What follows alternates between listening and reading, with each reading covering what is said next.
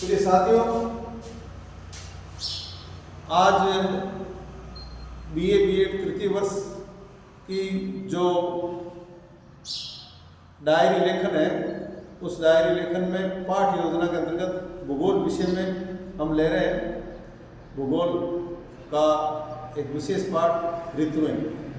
तो जैसा कि मैंने बताया था कि सर्वप्रथम आप उद्देश्य से पहले सामान्य परिचय देंगे, जिसमें कक्षा, विद्यालय का नाम, विषय, प्रकरण इत्यादि दिनांक सहित अंकन करेंगे और तत्पश्चात विशिष्ट जो उद्देश्य है उन विशिष्ट उद्देश्यों में ज्ञानात्मक, अवबोधात्मक, ज्ञानोपयोगी, कौशलात्मक, अभिरुचि और अभिवृत्ति से संबंधित आप लिख सकेंगे। तो इसमें जैसे हमने दिया है कि छात्र ऋतुओं के बारे में प्रत्यक्ष कर सकेंगे, छात्र ऋतुओं से संबंधित अवधारणाओं का प्रतिज्ञान कर सकेंगे और अवबोध में छात्र ऋतुओं के दिए गए बिंदुओं की अधिक विस्तार से क्या कर सकेंगे, व्याख्या कर सकेंगे। इसी प्रकार आपके जो है ज्ञानोपयोग में कि छात्र ऋतुओं का नवीन ज्ञान प्राप्त कर सकेंगे, छात्र ऋतुओं के विभिन्न तत्वों का वर्गीकरण कर सकेंगे। अगला जो कौशलात्मक में है कि छात्र ऋतुओं के विभिन्न तत्वों का वर्गीकरण कर सकेंगे और छात्र ऋतुओं के विभिन्न तत्वों का वर्गीकरण कर सकेंगे। तत्पश्चात अभिरुचि, छात्र ऋतुओं का अध्ययन करने में रुचि लेंगे और अभिवृत्ति, छात्र ऋतुओं के बारे में विशेष प्रकार के व्यवहार का प्रदर्शन कर सकेंगे। अब देखिए, इसके बाद में जो सहायक सामग्री है उसमें आप जो है चौक, लपेट प्लग, संकेतक इत्यादि जो सामग्री है उसका उपयोग कर सकते हैं। और शिक्षण विधि, व्याख्यान विधि, प्रदर्शन विधि और ये विधियां सहयोगात्मक जो है विधि है वो प्रयोग कर सकते हैं। छात्र ऋतुओं के बारे में सामान्य जानकारी रखते हैं, ये आपको पूर्व ज्ञान होना चाहिए विद्यार्थियों को।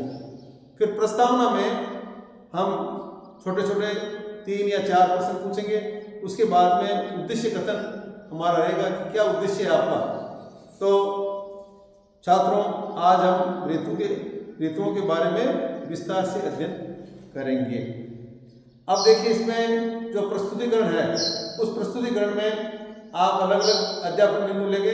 दक्षिणी गोलार्ध शरद ऋतु और उसके बाद में आपके उत्तरी गोलार्ध ग्रीष्म ऋतु।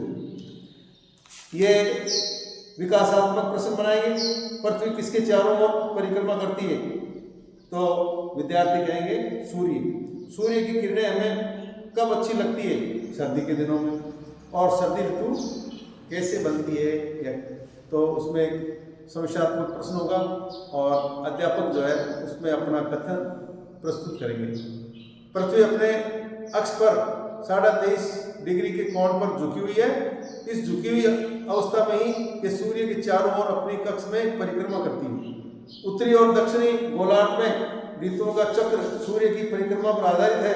पृथ्वी पर एक वर्ष में मार्च से सितंबर के मध्य सूर्य की सीधी किरणें उत्तरी उष्ण कटिबंधीय क्षेत्र यानी विषुवत रेखा और कर्क रेखा पर गिरती है। इस दौरान उत्तरी गोलार्ध में गर्मी और दक्षिणी गोलार्ध में सर्दी का मौसम होता है।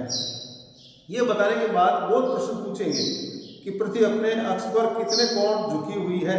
तो 23.5 डिग्री छात्र बताएंगे।